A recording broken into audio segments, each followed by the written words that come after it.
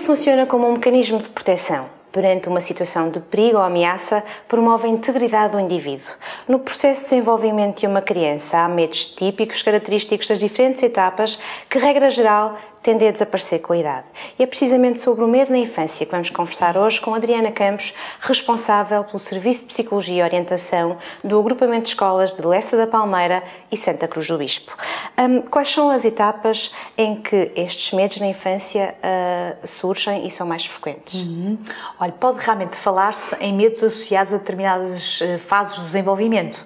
Por exemplo, a nível do primeiro ano é típico o medo dos adultos estranhos, o medo de ruídos, das alturas, há medo quando se afasta uma figura de vinculação significativa, por exemplo, a mãe. Entre o primeiro e o segundo ano é típico o medo das tempestades naturais, de pequenos animais, de insetos.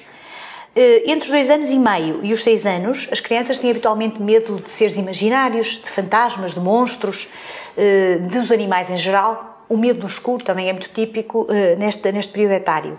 Entre os 6 e os 11, os acontecimentos sobrenaturais, as feridas, o sofrimento físico, a saúde, a morte, aspectos relacionados com as questões escolares também podem ser alvo de medo por parte da criança.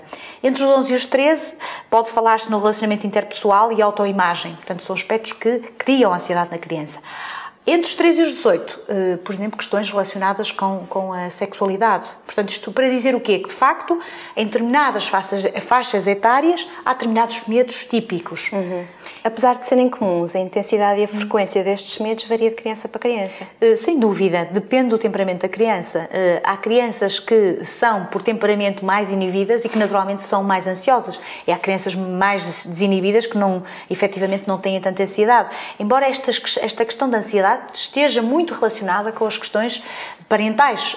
Pais ansiosos geralmente têm filhos também ansiosos.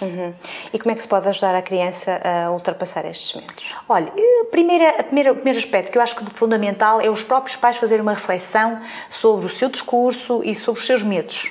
Muitas vezes, como disse anteriormente, a ansiedade é transmitida pelos pais à criança. Depois, é fundamental incentivar a criança a ter um comportamento exploratório.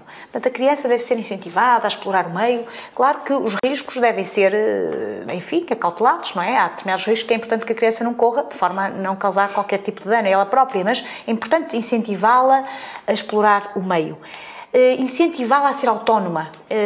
Isso vai ajudar a criança a desenvolver um sentimento de autoeficácia, de que é capaz de realizar as tarefas do dia-a-dia com sucesso.